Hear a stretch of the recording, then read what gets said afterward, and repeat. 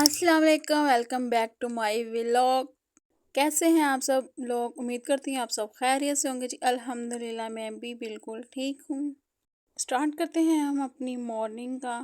अच्छा, हम लोग जितने भी मोटिवेशनल व्लॉग्स देख लें या मोटिवेशन वाली वीडियोस देख लें, कोट्स पढ़ लें, उससे हमारे अंदर जो है ना थोड़ी देर के लिए ही मोटिवेशन आती है, फिर से जो है ना वो हम लो फील करने लग जाते हैं। जब तक हम अपनी कोई रूटीन अच्छे से सेट नहीं करेंगे तब तक कोई भी चेंज नहीं होंगे, हमारे अंदर अच्छी तब्दीलियां नहीं आएंगी। अगर आप हाउस वाइफ हैं, होम मेकर हैं मेरी तरह, और अगर आप चाहती हैं कि आपका दिन सुपर एक्टिव रहे, सुपर प्रोडक्टिव रहे, तो आपने सबसे पहले जो आदत अपनानी है वो ये है कि टाइम से उठना है, नमाज पढ़नी है। अगर बंदा सुबह टाइम से उठ जाता है ना, सुबह के टाइम में वैसे ही बहुत बरकत होती है। और नंबर टू, कि आपने अपना नाश्ता स्किप नहीं करना। जो भी आपको पसंद है अपना अच्छा सा नाश्ता लें, अच्छा सा प्रॉपर मील लें, क्योंकि अगर हमारे अंदर एनर्जी होगी तो हम कोई काम कर सकेंगे। अगर एनर्जी ही नहीं होगी, हम कभी थोड़ा सा काम करके कहीं बैठ रही होंगी, कभी कहीं गिर रही होंगी, पड़ रही होंगी, और इस तरह गिरते पड़ते सारा दिन गुजर जाता है और हम कहती हैं हमारी रूटीन ही सेट नहीं होती, काम तो ख़त्म होते ही नहीं और हम थकी थकी सी रहती हैं। काम कैसे ख़त्म होंगे जब आप किसी और चीज़ की तरफ अट्रैक्ट हो जाएंगी या मोबाइल यूज़ करती रहेंगी, फालतू सोचों को सोचती रहेंगी, अपने जहन को काम नहीं करेंगी, सुकून में नहीं रखेंगी, तो आप कैसे प्रोडक्टिव बन सकती हैं? रात को सोने से पहले सोच के सोएं, या अपनी जो है ना आप एक डायरी पे लिख लें।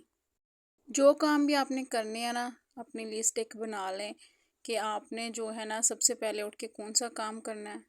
सुबह का जो टाइम होता है इसमें हमारे अंदर जो है एनर्जी ज़्यादा होती है, तो उस वक्त आप ऐसे काम करें जिसमें ज़्यादा एनर्जी लगती है, थकावट हो जाती है। हल्के फुल्के जो काम है ना वो बाद के लिए छोड़, लेकिन इतना भी बाद के लिए ना छोड़ें कि आप ये कहती रहें कि मैं कल को करूँगी, कल को करूँगी। क्योंकि जो जो जो बंदा कल कल करता रहता है ना, उसकी कल कभी नहीं आती। 1-2 मिनट वाले जो काम होते हैं ना वो उसी टाइम कर लिया करें। जैसे कि चीज़ों को ऑर्गेनाइज करना, किचन में कोई काम करिए तो साथ के साथ अपने डिब्बों को, शेल्फ को साफ करती रहे। कोई भी मसाला ज़्यादा ख़त्म हुए हैं तो उनको फिल कर लें। अगर थोड़े से बर्तन हैं तो वो साथ के साथ धो लें ताकि आपके ऊपर बर्डन ना आए। अब जैसा कि गर्मियां हैं तो मैं जो है ना कपड़े नहीं जमा करती रहती, मैं ये नहीं सोचती रहती कि मशीन लगाऊंगी। जो लॉन के कपड़े होते हैं ना वैसे ही उन्हें मशीन में ज़्यादा डालना नहीं चाहिए, ख़राब हो जाते हैं। तो मैं जो है ना डेली साथ के साथ ही उनको धो लेती हूँ। मशीन जो लगती है ना वो मेरे हस्बैंड के कपड़ों के लिए या बेटे के भी मैं कभी साथ में धो लेती हूँ, या पैंट शर्ट्स जो होती हैं ना उनके लिए फिर मैं लगाती हूँ, या जो बड़ी चीज़ें होती हैं शीट्स वगैरह, पर्दे वगैरह, इस तरह की चीज़ों के लिए। अच्छा, यहाँ पे मैंने ना ज़ीरा लेके आई थी और सूखा धनिया भी। इनको मैंने धो के एक दिन धूप पे जो है ड्राई किया, फिर इनको हल्का सा रोस्ट किया। अब इनको मैं ग्राइंड करके डिब्बों में फिल कर रही हूँ ताकि जो है ईद के लिए प्रिपरेशन साथ साथ होती रहें। क्योंकि ईद में जो है मसाले जो है ना अगर इनको पहले से तैयार कर लिया जाए ना, फिर जो है ना वो खाने बनाने में ज़्यादा मुश्किल नहीं होती। क्योंकि ईद पे तो सारा दिन वैसे ही किचन में गुजर जाता है और गेस्ट पे गेस्ट आते ही रहते हैं। यहाँ पे मैं कर रही हूँ एंजॉय अपने गोलगप्पे। आए आप भी खाएं। और अगर आप यहाँ तक आ गए हैं तो प्लीज़ अच्छा सा कोई कमेंट कर दें मेरे लिए मोटिवेशन वाला, ताकि मैं भी थोड़ी सी मोटिवेट हो जाऊँ, चाहे कुछ देर के लिए ही सही।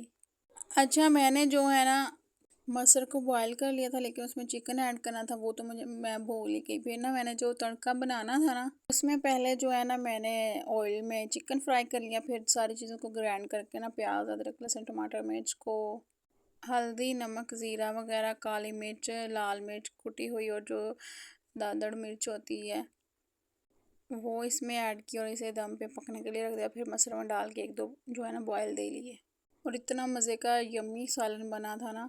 अगर आप जो है ना ज़ीरे को रोस्ट करके हल्का सा ग्राइंड करके रखती है ना, इसे आपकी जो सालन हांडी है ना उसका टेस्ट इतना, मैं कहती हूँ ज़बरदस्त हो जाता है ना, कमाल का टेस्ट हो जाता है।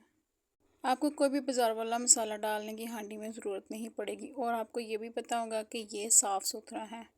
बिलीव मी, जब मैंने इसको धोया तो इसके अंदर से बहुत ज़्यादा मिट्टी निकली थी। ये छोटी छोटी ही बातें होती हैं जिनकी वजह से हमारी जो हेल्थ है इस पे असर पड़ता है। इनका हमें खुद ख्याल रखना चाहिए। और बहुत ही मज़े का मसर चिकन का सालन रेडी था। मेरे बेटे को बहुत पसंद आया, उसने बहुत ज़्यादा तारीफ़ की और बोला कि थैंक यू, आपने मेरे लिए इतना मज़े का खाना बनाया।